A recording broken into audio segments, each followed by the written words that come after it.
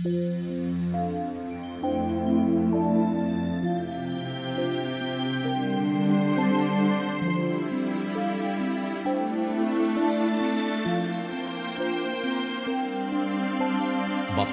ang bumabasa at ang nangakikinig ng mga salita ng hula at tumutupad ng mga bagay na nangasusulat doon, sapagkat ang panahoy malapit na.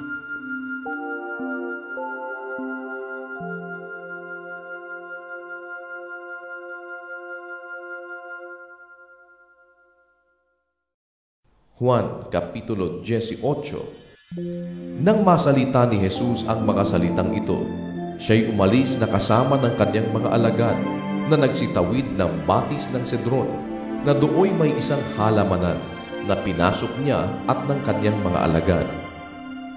Si Judas nga rin naman, na sa kanya'y nagkanulo, ay nalalaman ang dako, sapagkat madalas na si Jesus ay nakikipagkatipon sa kanyang mga alagad doon.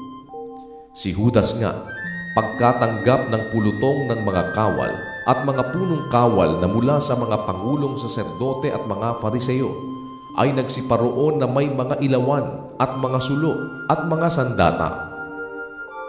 Si Jesus nga, na nakatataho ng lahat ng mga bagay na sasapit sa kanya, ay lumabas at sa kanila'y sinabi, "Sino ang inyong hinahanap?" Sinagot niya sila, "Si Jesus na taga Nazaret."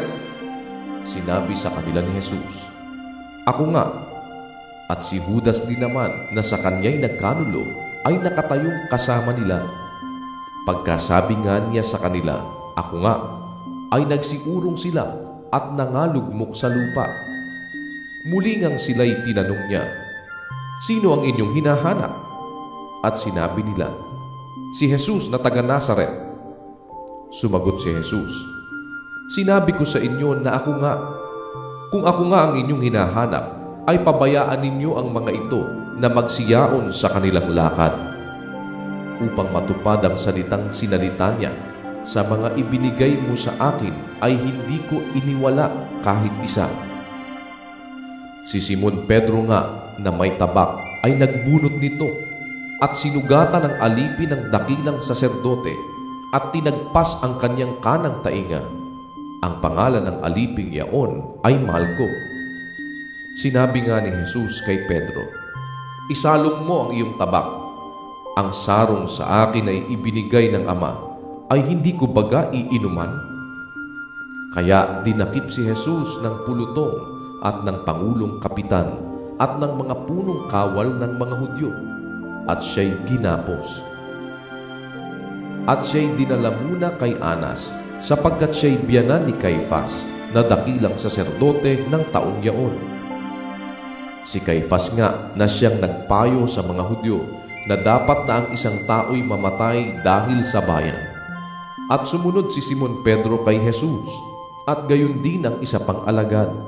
Ang alagad ngang yaon ay kilala ng dakilang saserdote, at pumasok na kasama ni Jesus sa looban ng dakilang saserdote. Ngunit si Pedro ay nakatayo sa pintuan sa labas, kaya't ang isang alagad na kilala ng dakilang saserdote ay lumabas at kinausap ang babaeng tanod pinto, at ipinasok si Pedro. Sinabi nga kay Pedro ng dalagang tanod pinto, "Pati baga ikaw ay isa sa mga alagad ng taong ito?" Sinabi niya, "Ako'y hindi." Nangakatayo nga doon ang mga alipin at ang mga punong kawal na nangagpapaningas ng sigang uling, sapagkat maginaw, at sila'y nangagpapainit. At si Pedro rin naman ay kasama nila, na nakatayo at nagpapainit. Tinanong nga ng dakilang saserdote si Jesus tungkol sa kanyang mga alagad at sa kanyang pagtuturo. Sinagot siya ni Jesus, "Ako'y hayag na nagsalita sa sanglibutan. Ako'y laging nagtuturo sa mga sinagoga at sa templo, na siyang pinagkakatipunan ng lahat ng mga Hudyo, at wala akong sinalita sa lihim. Bakit ako'y iyong tinatanong? Tanungin mo silang nangakarinig sa akin kung anong sinalita ko sa kanila. Narito, ang mga ito ang nangakakaalam ng mga bagay na sinabi ko." At nang kanyang masabi ito, ay sinampal si Jesus ng isa sa mga punong kawal na nakatayo roon na nagsasabi, "Ganyan ang pagsagot mo sa dakilang saserdote?" Sinagot siya ni Jesus, "Kung ako'y nagsalita ng masama, patotohanan mo ang kasamaan. Datapwat kung mabuti, bakit mo ako sinasampal?"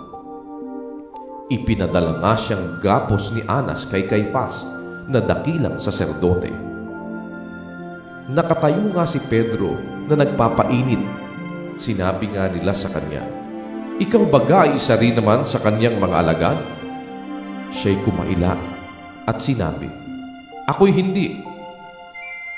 Ang isa sa mga alipin ng dakilang saserdote na kamag-anak niya tinagpas ni Pedro ang tainga ay nagsabi, "Hindi baga ikaw ay nakita kong kasama niya sa halamanan?" Muli ngang kumaila si Pedro, at pagdakay, tumilaok ang manok. Dinala nga nila si Jesus mula kay Caifás hanggang sa pretoryo, at niyaoy maaga pa, at sila'y hindi nagsipasok sa pretoryo upang huwag silang madungisan, upang sila'y mangyaring makakain ng kordero ng Paskwa. Nilabas nga sila ni Pilato at sinabi, "Anong sakdal ang dala ninyo laban sa taong ito?" Sila'y nagsisagot at sinabi sa kanya, "Kung ang taong ito'y hindi manggagawa ng masama, ay hindi sana namin dinala sa iyo." Sa kanila nga'y sinabi ni Pilato, "Kunin ninyo siya at siya inyong hatulan ayon sa inyong kautusan."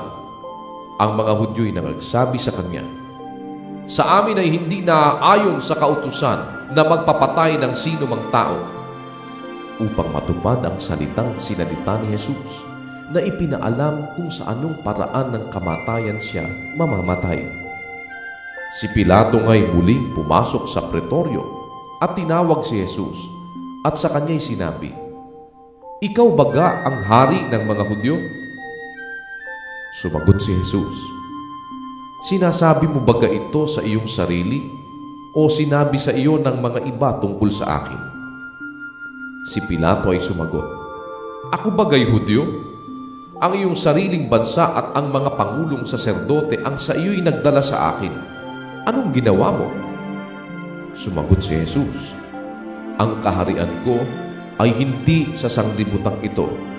Kung ang kaharian ko ay sa sanglibutang ito, ang aking mga alipin nga ay makikipagbaka upang ako'y huwag maibigay sa mga Hudyo. Ngunit ngayon ang aking kaharian ay hindi rito." Sinabi nga sa kanya ni Pilato, "Ikaw nga bagay hari?" Sumagot si Jesus, "Ikaw ang nagsasabing ako'y hari.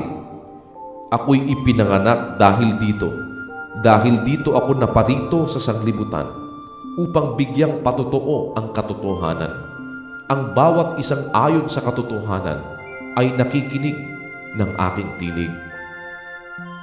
Sinabi sa kanya ni Pilato, "Ano ang katotohanan?"